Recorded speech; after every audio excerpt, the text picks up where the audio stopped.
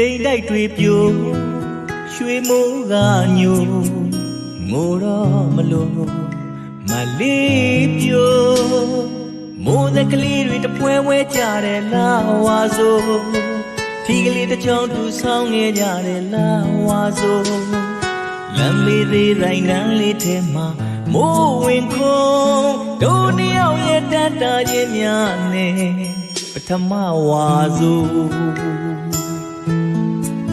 ချစ်ပြုံးဤချိုးမြဝန်းငါဆိုမလေးပြိုပန်ဖို့ဆိုပုံညပန်းတွေခူးပေးခဲ့တာလားဝါဆိုချစ်လို့ချစ်တယ်ပြောခဲ့မိတာလားဝါဆိုမမလေးတနခါပြက်ခဲ့တာလာဝါဆို